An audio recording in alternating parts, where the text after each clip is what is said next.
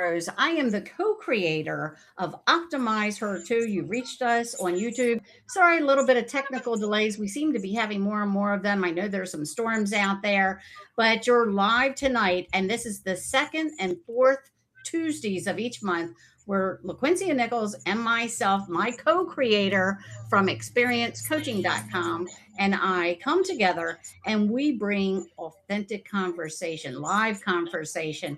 And tonight we have a very special guest. All of our guests are special, but this lady is truly a very special person for all of the things she does in the community. And that is Stephanie Towers. She is the executive director of a nonprofit called CARE. It's a healing center for people in the community. And I can't wait to go into what we're going to discuss here today. And I think we have some feedback. Hopefully, that'll calm itself down here. But today's episode includes discussion of human trafficking. This is not for children. This live tonight is not for children. It's about sexual violence, it's about trauma, it's about educating and prevention focus. And centered on hope and healing, because a lot of people after an experience, it takes a lot of help to recover. We recognize this particular topic and the topics we'll discuss may be difficult even for some adult listeners. And please take care of yourself as you listen and know that resources are available. And if you know someone who needs support, please refer some of the information to them tonight. So, first, I want to say welcome, ladies. Quincy, thank you so much for co-hosting with me as my co-creator here on Optimize Her Too. Thank you, Barb, and thank you for such a thoughtful introduction. I think what I'm really most excited about for this conversation, as you share with our audience, it is a little bit different. And this is where we're going to ask for you just to listen with ears that are a bit open. Listen for someone who may not be able to hear this themselves. The theme of tonight's episode is all around recognize, respond, and restore, and really how to think about supporting in a compassionate way survivors who have been impacted through awareness and compassion. So again, this is for the broader conversation. This is how we show up and support in the community. We need the education to be able to have the awareness. And I'm so thankful that Stephanie Towers tonight of the CARE Healing Center will be our guide to provide the education where we may just have some natural blind spots. Thank you for coming on the show, Stephanie. Well, thank you for having me and for being open to these kind of conversations. Yeah. I know these are the type that people sometimes shy away from, but I think that's how we get into those sticky situations. And, if you spend any time with me, I'm always talking about those tough and difficult conversations. And this is one of them, but I am excited to have you guide us through it. So human trafficking isn't something that only happens somewhere else. And I really started, my antenna started going up a couple of years ago when I was speaking with a author in Aruba about human trafficking in the Caribbean. You always think it's somewhere else, right? But it happens right in communities just like ours, just like yours. And awareness could change or even save someone's life.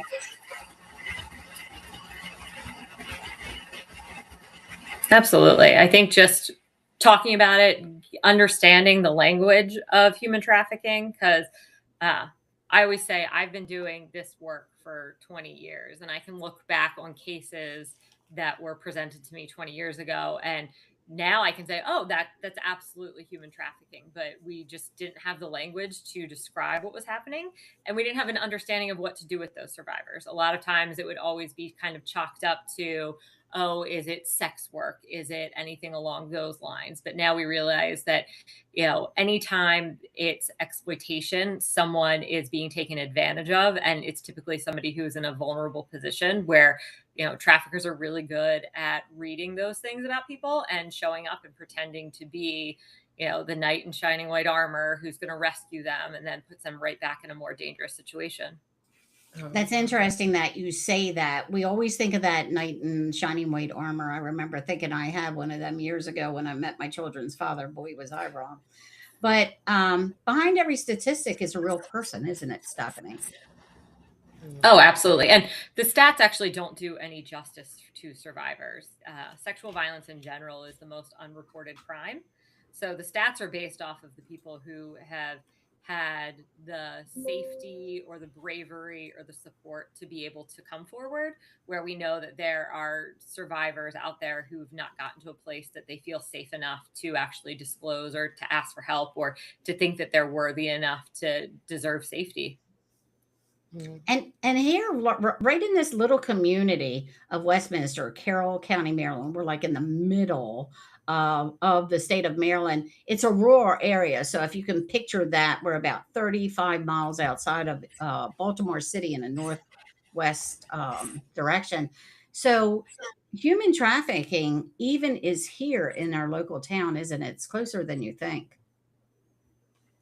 Yeah, I think one of the largest misconceptions about trafficking is that it always is going to involve, you know, crossing state borders or crossing international borders. I don't think we think of it as something that is very much happening in these rural communities.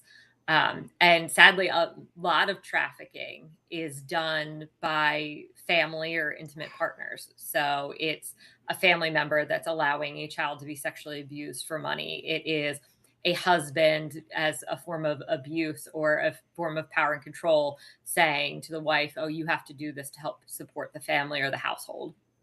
Oh, wow. Wow, awareness saves lives too, and the trauma that goes with that, looking for that knight in shining armor, like I had mentioned back when I was in my 20s, only to put myself in harm's way. Those are the type of things that happen to very, very good people for sure. Um, Today's goal isn't to create fear. And I am a big believer in, not to be fearful. I lived in fear years ago. These people that you get involved in, they live in fear every day. It's really for us to create awareness, Stephanie. And how are you doing that at CARE? Sure. So the Care Healing Center has been in Carroll County, Westminster, Maryland since 1978. We are the designated sexual assault and human trafficking agency. Every state and every county within each state has a designated sexual assault agency. Hmm. So whether you're in Arizona or you're in Maryland, you're able to go on to your state coalition's website. Maryland, it's just the Maryland Coalition Against Sexual Assault. I'm sure Arizona's is something very similar. Mhm. You can go on, put your zip code in, and it'll tell you what the local agency is that you could go to seek out support services. So we've been open since 1978.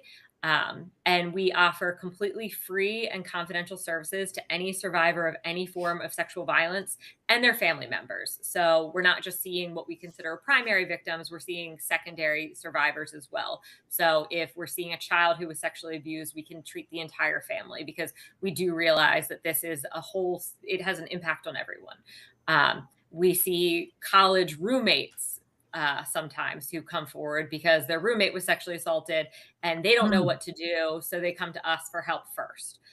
So we really try to treat the whole system and everyone impacted. We have a 24-hour helpline. We do walk-in crisis intervention. We go to the hospital for forensic exams. We will go to the police stations with clients for reporting. We now offer legal services. So if someone's in need of a protective order or just information. We always want to let every survivor know that, after a sexual assault, someone's sense of bodily autonomy has been taken away. So we never are going to say to a survivor, oh, you've come to us now. We have to go make a report. We have to go to the hospital. We have to do this. We always just try to arm people with what their options are and let them know that whatever choice they make in their recovery is unique to them and it's okay. And if you have people that want to go to the police and report, great. If you have people who want to come in and talk to us one time and then never speak about it ever again, that's okay too. Our door's always going to be open. And then we do offer individual and group counseling for starting at age 5 and up. Oh Stephanie, my that's goodness. really, yeah, that's really comprehensive. And I can truly appreciate everything that you all are doing to support I would say, sort of the kind of ecosystem that of support that is needed in these types of situations.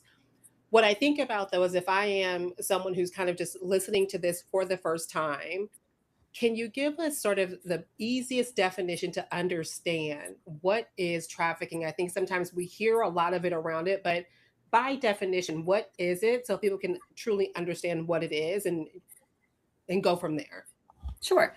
So there are kind of two working definitions for trafficking. We have trafficking of minors and then adult trafficking. So in Maryland, human trafficking is considered anytime a child performs a sex act in exchange for a good or for money. So that is where you will see teenagers engage in what we would consider survival sex, where they will, their needs aren't being met. So they will perform a sex act in order to be taken through a drive through to get a ride somewhere. In Maryland, so it just changed. I think it was 2 years ago. Maryland used to have what we would consider child prostitution laws. And then finally, someone decided, like, oh, wait, a child cannot be a prostitute. These things don't add up. So Yeah. they finally just got rid of that. And they now recognize any act against a child for an exchange of good is considered human trafficking. For anyone over the age of 18, human trafficking is the use of force, fraud, or coercion to compel someone into either a sex act or into labor. So that's where you have labor trafficking as well. And the best way to describe the exploitation that occurs is they usually force would be any kind of threats of physical violence, holding someone against their will. Fraud is what we typically see with labor trafficking, where it's promises of a better future, promising of, a better career. If you stick this out and work these hours and, don't ask questions, then things will get better for you. And then coercion, which are threats of harm to family, imprisonment, those kind of things. Yeah, you mentioned earlier that by family members, somebody the children know, somebody the abused knows, and I learned that quite a few years ago on a personal level with someone special to me. That there's a process called grooming. I did not even know what that meant until I actually heard it on Oprah Winfrey and what that process is about. So, can you talk a little bit about grooming and what somebody should be looking for in their family since it's a lot of times close to home? Sure. And I think the other thing with that is trafficking isn't what we see on TV. Like, I think we always see those Facebook posts where someone's like, I was in Target today and someone was walking too close to my children and I alerted security. I think most traffickers now engage in what we consider like the long con. A lot of the trafficking that we are seeing is with teenagers who are being approached online. So it's like that online enticement. And they're not somebody who's like day one, like, hey, send me a nude or anything along Hmm. those lines. They meet kids on chat rooms and in a lot of gaming software. So, like on Xbox platforms and things like that, Fortnite, Roadblocks. And they pretend to be a kid. They pretend to be just your average 13-year-old to develop that trust. And a lot of times the relationship lasts for months where it's building it up and talking to them and getting them to think like I'm the only person that's on your side. Traffickers target the most vulnerable, so the kids that feel like they don't belong in the world, the kids who don't have a steady home life, the kids who don't have those safe trusted adults that they can go to. Um, we see a high occurrence in the LGBTQ community because they are feeling othered and feel like they don't have anywhere that they belong. We see it in kids who already have previous involvement with social services. So really coming from a baseline of Hmm. instability. And again, it's that being that knight again. I'm gonna be the one person you can trust. I'm going to make you feel safe. Um, it's getting them to feel like they have someone that they can go to. And even when they finally, start initiating kind of the ask for them to perform a sex act or to send them nude pictures or anything along those lines, it's usually under the pretense of like, hey, I'm in a situation. Can you help me out? And so it's like, oh, here's someone that loves me and cares for me. And of course, I'll do whatever it takes. And that's why so many people don't report trafficking because they have this enmeshment with the trafficker. Again, it's not like the stereotypical, like, what we would see pimp prostitute, where there's Mhm. like inherent abuse from the get-go. It really is a crime that is built on the exploitation or taking advantage of that trust. You know, you spoke to me a little while ago about going to Annapolis, and you spoke about you feel like you've got a direct line going down the highway to Annapolis to speak before the sessions there when they meet. Can you explain a little bit about what you do as care and a counselor and how you interact with our state politicians, with what that's like? Sure. So part of my job is to advocate for my agency. I'm a therapist by trade. I ended up taking over as executive director 2 years ago. And it was one of those situations where I always say, if I wanted to be in charge of a nonprofit, I would have gone and gotten a master's degree in nonprofit management. It's just how my brain works. I'm very much a rule follower and very much like, oh no, this is the right way to get from point A to point B. So I really feel like taking over as executive director was a real exercise in bravery for myself. Mhm. Um, and as far as going down to DC or down to Annapolis to advocate for the services that we offer, it really is just an opportunity to be a voice for our survivors and for the collective good of the agency. Of this is what we're able to do, and not many places are able to provide behavioral health services free of charge. Everything comes with a cost, and the way I look at it is our survivors always already paid the greatest cost, Oh, of course. and being able to go be a voice for them and to say, like, yes, this is why we need this funding. Like, this is why this is a bipartisan issue and this impacts everyone and anyone. And it doesn't matter, your race, your ethnicity, your socioeconomic status. This is an issue that impacts everyone. So being able to go down there and, stand up and say, like, no, this is what boots on the ground looks like. It's not, you know, again, I think everyone has this picture of sexual assault as something that happens in a back alley with a stranger jumping out, and it should automatically be, typically a woman fighting for her Mhm. life, scratching and clawing so she has the DNA preserved under her fingers, and going immediately to the hospital for a rape kit, and then the Law and Order happy ending where, the It's tied in the prosecution. middle. Absolutely. And Right? I would say in the 20 years I've been doing this, I've probably had 5 clients who've had their day in court where any justice was actually served. So being able to go speak on a much broader level about what we're seeing and how this impacts so many people. I mean, I think if you polled most rooms, like everyone knows someone who has survived some form of sexual violence.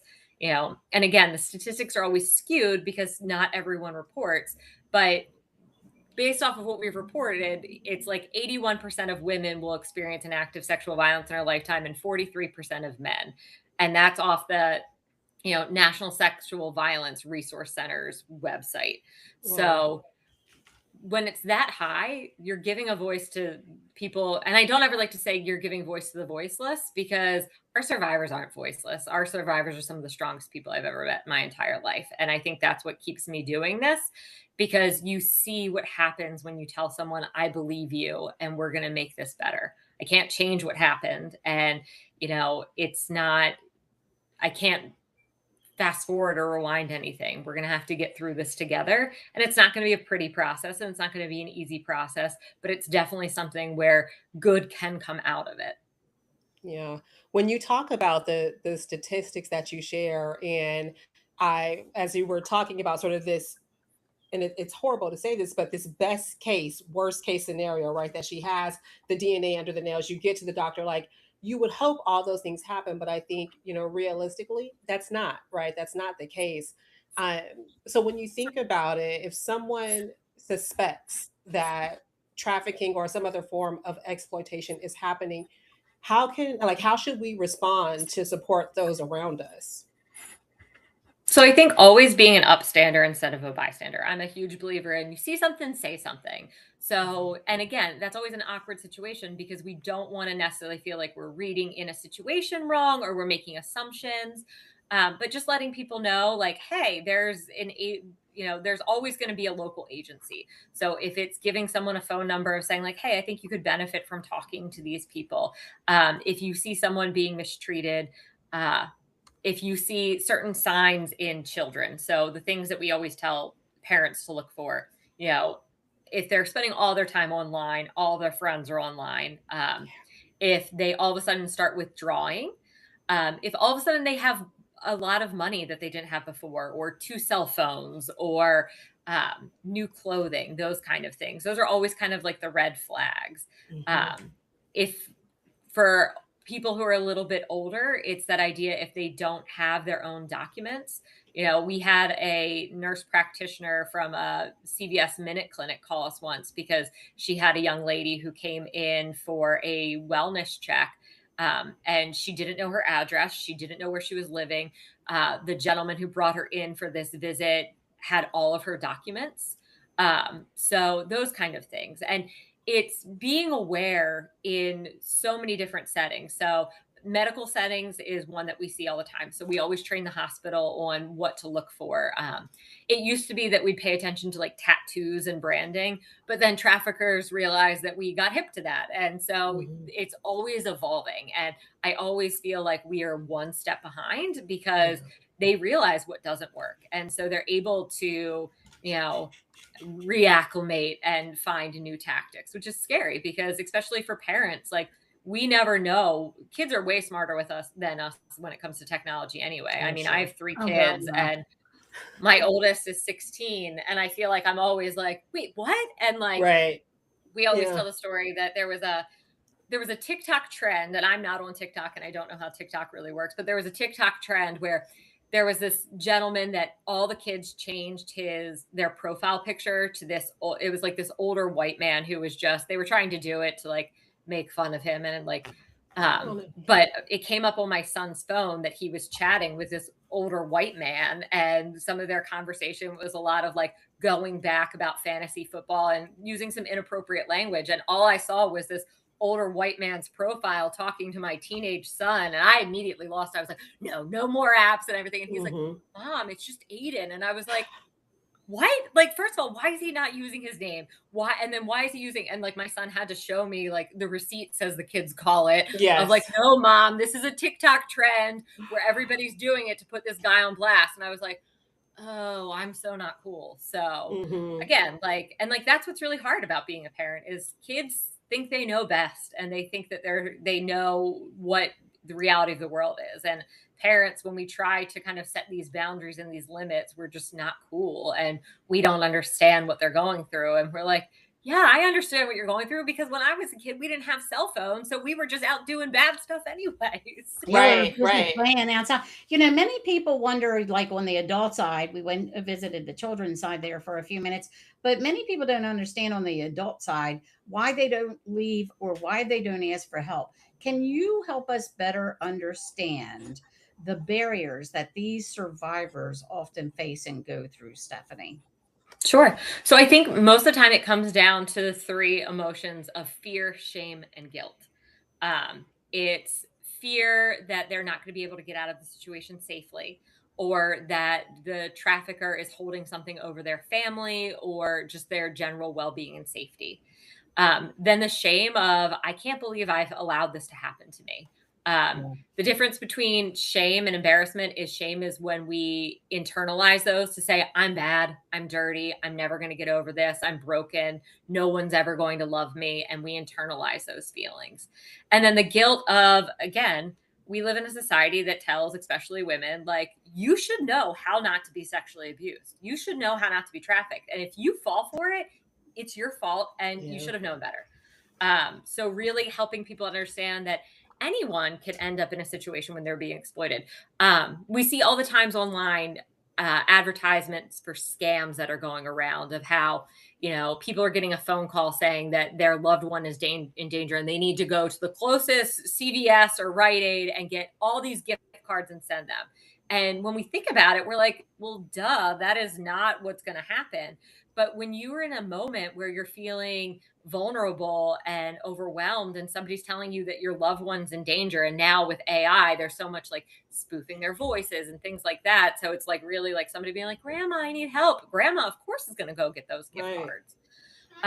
So it's really normalizing it that yes, these are things that people are going through and people feel shameful. Or if it is something where they really are being exploited, that, you know, their legal status, if it is someone who is here illegally, that it's that they're going to be unsafe or they are undocumented and they think that it's if they go get help that they're automatically going to be deported, which is not the case. In the United States, we have protections for people who have been victims. You would think a lot of people would think that then, oh, well, everybody's going to do that to be able to seek out citizenship, but that's not the case whatsoever. And that's a common misconception that people would use a U visa to stay. But again, when you're dealing with a real survivor, you're having people who experience that shame and that guilt and that they actually don't want help and they don't want services because they feel so bad about what happened to them and feeling like, oh, well, I have to, just kind of bear this cross on my own.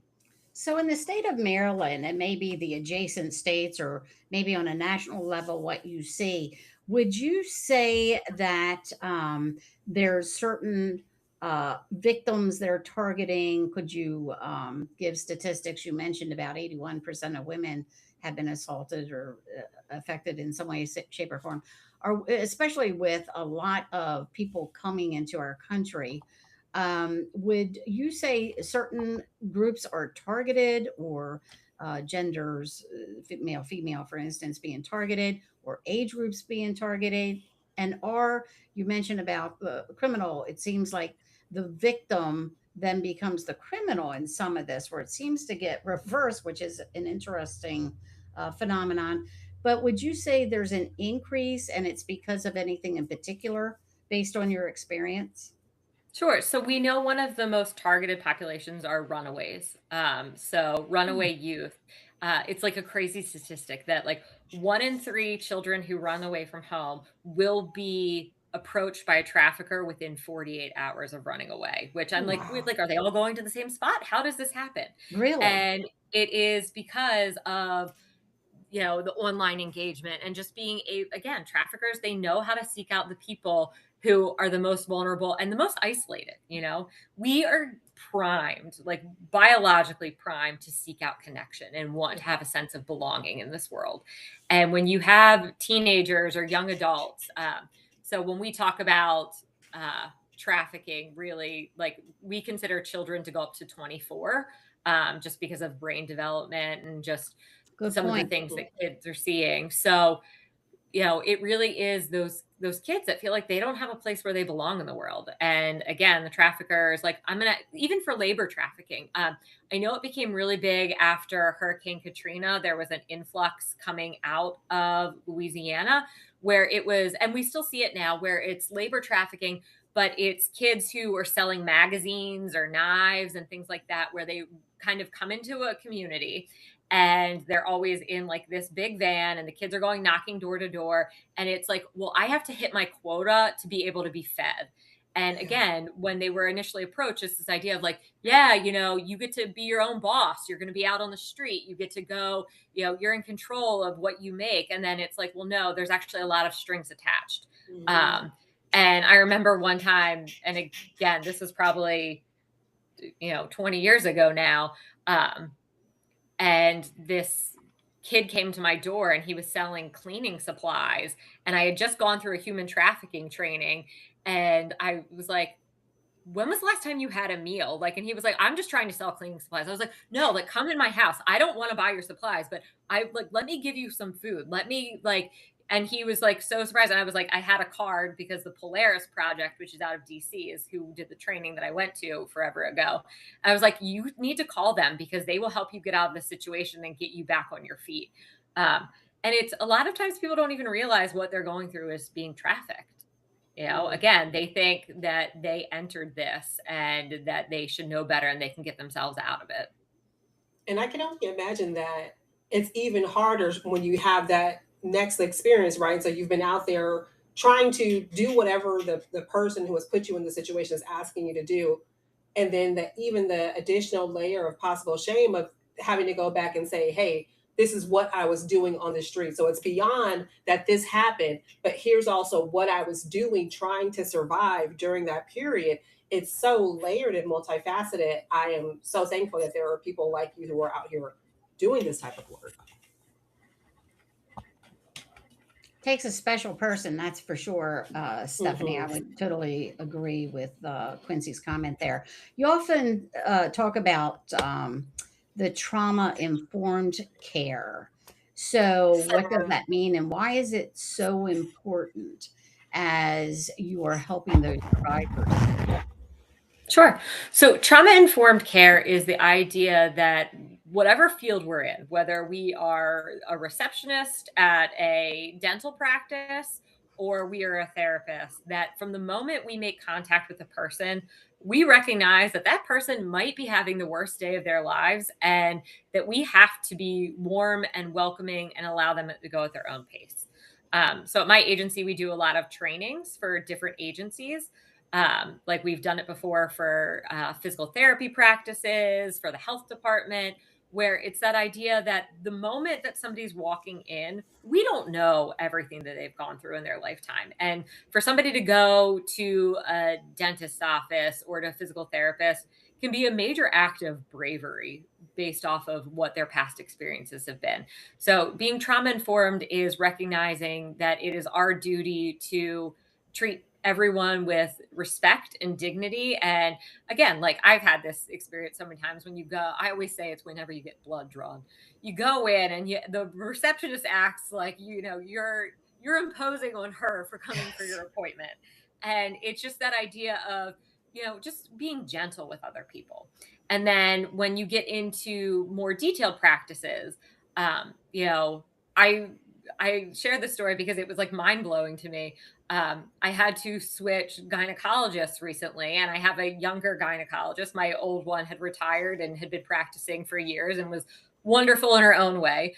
But it was the first time that I ever went into a doctor's appointment where, before I even was asked to change into a gown, I met her in her office and talked to her for an entire hour before my actual visit. And then when she went to go perform the exam, she had another nurse in the office with her, and she Sure. said, "Okay, I'm going to touch your knee right now." And then she walked through the entire process, and my mind was blown. And I said to her, "Can I just tell you, like, I work for a sexual assault agency, and this is the first time in, the 30 years that I've seen a doctor that they have ever actually been trauma informed." And she was like, "Oh, really?" And I was like, "Yeah." She explained everything. She talked about the reasons. She gave me options. Like, it was like so mind boggling. And I've referred so many people to her because it was just such a breath of fresh air. Because I think, especially in the medical field, there's this idea that the doctor is the expert. Right. And if you question them, if you ask for referrals, you're going against medical advice. You're not taking what you're being prescribed, and it's immediately that you were wrong. And I Mm. think being trauma informed is that idea of really welcoming people into the space as being an active participant in their treatment, in just like getting to know their life before we make any recommendations, or we really, take the opportunity to say, like, tell me about your past experiences, and not immediately following up with, like, oh, well, now we have to report this, or I don't know what to do with Right. you, or you're too complicated, and really letting people know that they have value and worth. It's interesting that you talk about that. At an example would be when I came back from Heathrow Airport, and there was a man and a woman, and they had two very small children, with one screaming and all of the things. But everybody else had like all kinds of different type luggage. Their luggage seemed to be a little different, and security really took their time with them. And I thought to myself, even though I was worried I was going to get delayed for my flight, I was concerned and I was happy at the same time about what these people were doing with those children, and also happy that security at Heathrow was going through such great lengths with these children. Makes a big difference. Yeah.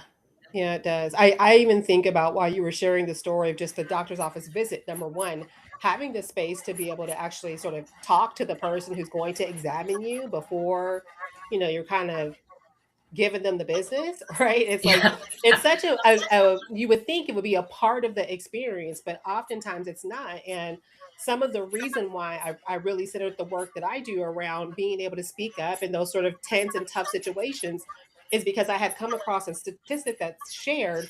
Roughly 70% of nurses are unwilling or feel hesitant to challenge a doctor, even if they see them giving an improper diagnosis or maybe prescribing the wrong type of care or medicine. And I was just like, if the people who are supposed to be our support system in the room also don't have these skills or unwilling to speak up, then how does that even help the person who, if I'm just the patient, I'm trusting the nurse. There's so many people I'm thinking who are Mhm. listening and are going to speak up. And if everyone's unwilling to do so, it's just a scary situation. I think it's a part of our entire community to really think about how do we become a part of prevention. So when you think about your families, your businesses, the schools, what can we do to be, I would say, an ally and a support in terms of prevention? Yeah. So I think exactly what you both said. Like when you see something, you say something. If always trust your gut. I think as women, especially when we have this intuition, and so often we say things like, "Oh, well, I don't want to be rude." And it's like, Hmm. no, be rude, be rude, be the disruptor in the room, and that's okay. Um, but really paying attention, especially like teachers, I think are incredible. Like they see so much in children's lives. And if they see something that doesn't sit well with them, we can report anonymously. Like, so especially with human trafficking, the National Center for Missing Exploited Children has a tip line. The human trafficking text line, which is you can just text be free. I don't know what the for people who know the letters on their phone. But Be Free is a national tip line for human trafficking as well. Um, and just again, you're more than welcome to call agencies like mine and just say, you know what, I saw this, it really made me uncomfortable. What can I do to make the situation better? And just letting people know, like there are places out here that really care and really want to help and make a difference. So speaking up about those things, a lot of times will always after a sexual assault or a trafficking incident comes to light, everyone's like, "Oh, well, we knew he was the creepy teacher." And it's like, "Well, why are we not doing anything about the creepy teacher?" Or like, what steps are being taken to make sure that the creepy teacher is not able to continue as just being the creepy teacher? So really finding that power and that voice by talking to other people. So we've learned about the Care Healing Center right here. There's healing centers like this in all the different states. The services and support that are available for both survivors and the families, because a lot continues in that healing process much longer and could go on for a long period of time after the event took place. After working with all of these survivors for 20 years, what gives you hope, Stephanie? Well, definitely not the news. I feel like, Every um, day. yeah, but I think that's the thing. I always try to focus on the micro changes I'm able to make than the macro systems. Because if I think of all the things that are wrong in the world, like I will just beat my head up against the wall. Because, yeah, feeling like you've been doing this for such a long time and feeling not much changes and that we don't see survivors or treat survivors the way that we should. But Mm. when you sit with someone, whether it is during a forensic exam or if they're calling on the helpline or they're coming in for therapy after, they're in their 60s and this happened when they were a child. But just being that light for somebody to let them know, again, I believe you. I'm not going to ask you for evidence. I'm not going to ask you to detail every incident of your assault. Most of the time, I had clients that I saw for therapy for years that I never really knew exactly what happened to them. And it's because we don't need to know the details to Hmm. be able to affirm with someone that it should never have happened, that they deserve to feel safe. And when you sit with somebody through some of their darkest times and let them know, like, there still can be good in the world. Like that is what keeps you in it, knowing that there are these little moments that, especially my favorite population to work with are adults who were molested as children. And it's because when a child is sexually abused, that child views that assault or that prolonged abuse and always views it from that child eyes of, I did something wrong, something happened.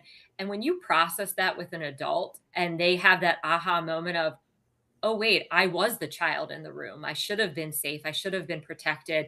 And they have that spark moment where they realize that it's not their fault. And especially for situations where they were abused by a family member, when they realize, like, that was that person's job to protect me, and they're the one that failed. I didn't fail this. Um, those are the moments that keep you going in this of like, okay, like I am making a difference, and that there is light at the end of the tunnel, and that, there is beauty and grace in healing. And that I always use the example of like, it's like a mosaic. Yes, your whole life has been shattered and blown up, and it doesn't matter how hard we try to put it back, it's never going to look the way it did, but we can turn it into something beautiful. That's powerful. I would love to ask this question of you, Stephanie. If every listener could remember just one thing from today's conversation, what would you want for that to be? That when someone comes forward and says, especially a child, and they say that something has happened to them, believe them. People don't make this up. I know there's this weird belief that women make up these stories to be vindictive or to ruin a man's life. And again, I'm using women, and that is not to say that men are not victims, but there's this belief that survivors come forward to destroy somebody else's life or to ruin something. And when you see what a survivor has to go through, there's no reason that anybody would come forward, go through an invasive 8-hour forensic exam just to get revenge on someone. That is not what this looks like. And again, we always focus on forgiveness, and it's this idea of like, no, we're not forgiving the perpetrator. You're forgiving yourself, because all the blame always falls onto the survivor. They always feel like they shoulda, coulda, woulda. I should have done this different. I could have gone here. I didn't do this.